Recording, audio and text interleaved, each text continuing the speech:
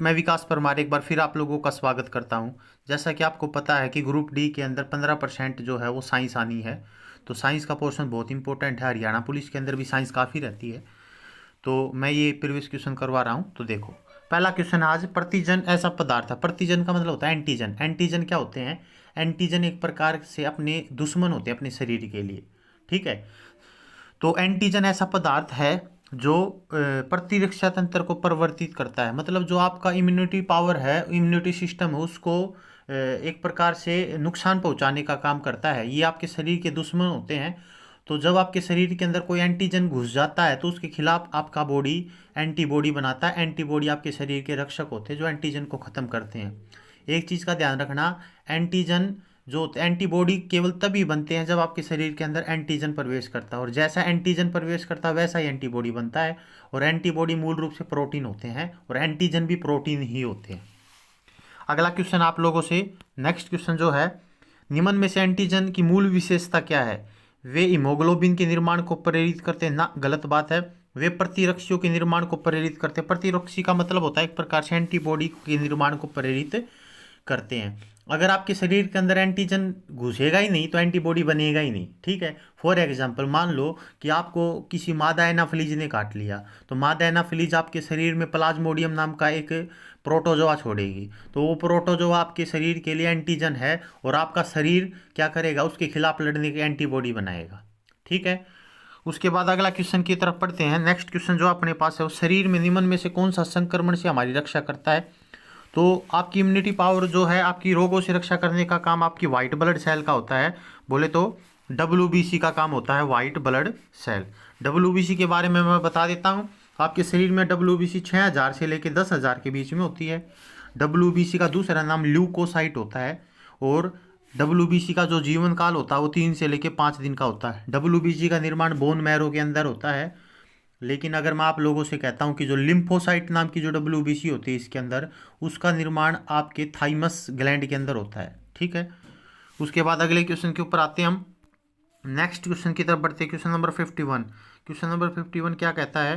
Question number 51 कहता है कि सफ़ेद रक्त कण का मुख्य कार्य क्या है? तो वही वही बात होगी कि रोग प्रतिरोधक क्षमता बढ़ाने का काम होता है WBC का। उसके बाद रुधिर में प्लाज्मा में निम्नलिखित में से किसके द्वारा एंटीबॉडी निर्मित होते हैं? तो प्लाज्मा एंटीबॉडी बनाने का काम जो होता है वो लिम्फोसाइट का होता है। क्या होता है? लिम्फोसाइट। लिम्फोसाइट जो होती है वो सबसे छोटी WBC होती है। अगर आपसे सबसे बड़ी WBC की बात करें तो मोनासाइट होती है। और सबसे ज़्यादा पाई जाने वाली WBC न्यूट्रोफिल होती है आपके शरीर के अंदर। तो लिम्फोसाइट आपके शरीर में एंटीबॉडी बनाने का काम करती है। उसके बाद अगले क्वेश्चन की तरफ बढ़ते हैं। क्वेश्चन नंबर 53 क्या है? निम्नलिखित में से कौन रक्त के संचलन में मदद करता है? तो रक्त के संचलन का मतलब होता है एक प्रकार से आपके शरीर की इम्यूनिटी पावर को बढ़ाने में मदद करता है। तो वो लिम्फोसाइट का काम होता है। लिम्फोसाइट एंटीबॉडी बनाने का काम करती है आपके शरीर के अंदर। उसके बाद है, मनुष्य के शरीर में किस अंग में लिम्फोसाइट का निर्माण होता है? तो मैंने आपको बताया था थाइमस। थाइमस के अंदर, तिल्ली के अंदर भी होता है। तिल्ली के अंदर भी कह सकते हैं आप, थाइमस के अंदर भी कह सकते हो। तो ई आंसर हो जाएगा इसका। ठीक है। क्योंकि इसके अंदर जो दो ऑप्शन है आपके पास, यकृत, तिल्ली, थाइमस। थाइमस भी आंसर दे सकता है, तिल्ली भी दे सकता है, यकृत, इन तीनों के अंदर निर्माण होता है लिम्फोसाइट का। ठीक है। लेकिन जो न्यूट्रोफिल होती है ना, न्यूट्रोफिल, उसका निर्माण होता है व्हाइट बोन मैरो के अंदर होता है। उसके बाद अगला क्वेश्चन है 55। प्रतिरक्षा का सर्वाधिक संबंध है किसके? लिम्फोसाइट से है, क्योंकि वो एंटीबॉडी बनाने का काम करती है आपके शरीर के अंदर। मानव रक्त की सयांता, सयांता का मतलब होता है विस्कोसिटी का कारण क्या होता है? उसके अंदर पाए जाने वाले प्रोटीन होते हैं। तो ब्लड के अंदर पाए जाने वाले प्रोटीन की बात करता हूँ तो एक तो फाइब्रिनोजेन प्रोटीन होता है, एक प्रोथ्रोम्बिन प्रोटीन होता है, एक एल्ब्यूमिन नाम का प्रोटीन होता है, एक इपेरिन नाम का प्रोटीन। ये ब्लड में पाए जाने वाले प्रोटीन होते हैं। उसके बाद 57 क्वेश्चन है, मानव में जो WBC है उसका डायमीटर कितना होता है? तो डायमीटर को याद करने का है, ये है आपका पास ऑप्शन ए, 0.007 मिलीमीटर होता है WBC का व्यास, डायमीटर होता है। ठीक है। उसके बाद क्वेश्चन नंबर 58 क्या है? रुधिर में श्वेत रक्त कणिकाओं की अत्यधिक मात्रा में उपस्थिति को रोग विज्ञान की भाषा में क्या कहते हैं? तो ज़्यादा अगर WBC आपके शरीर में हो जाए तो उसको ल्यूकेमिया कहते हैं। ल्यूकेमिया का मतलब होता है ब्लड कैंसर होता है। ठीक है। अगर आपके शरीर के अंदर ज़्यादा WBC बोले तो 1,00,000 1,50,000 अगर हो जाए तो ब्लड कैंसर होता है।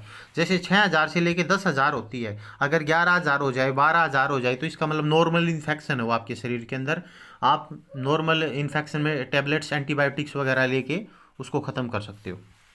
उसके बाद लाल रक्त कणिकाएं मुख्यतः बनती है, तो आरबीसी का निर्माण तो आपको पता है बोन मैरो के अंदर होता है, अस्थि मज्जा के अंदर होता है। Question number 59। उसके बाद क्वेश्चन नंबर 60 क्या कहता है, WBC का बनना तथा आरबीसी का विनाश होना दोनों के दोनों स्प्लीन के अंदर होते हैं, पलिया के अंदर होते हैं। WBC जो होती है ना आपकी, WBC में कौन सी, लिम्फोसाइट नाम की WBC, उसका निर्माण तो होता है पलिया में। और आरबीसी मतलब का कब्रिस्तान जो होता है वो उसको पलिया कहते हैं, पलिया को इंग्लिश में स्प्लीन कहते हैं। ठीक है। आरबीसी का निर्माण तो बोन मैरो के अंदर होता है, और आरबीसी को मारने का काम लीवर के अंदर पाई जाने वाले कुफर सेल का होता है। ठीक है। और वो कुफर सेल उस लाश को भेज देती है पलिया के पास, स्प्लीन के पास, और स्प्लीन उसको अपने अंदर दफना लेता है, इसलिए स्प्लीन को कब्रिस्तान ऑफ आरबीसी कहते हैं। और ब्लड बैंक भी किसे कहते हैं, स्प्लीन को ही कहते हैं, पलिया को ही कहते हैं।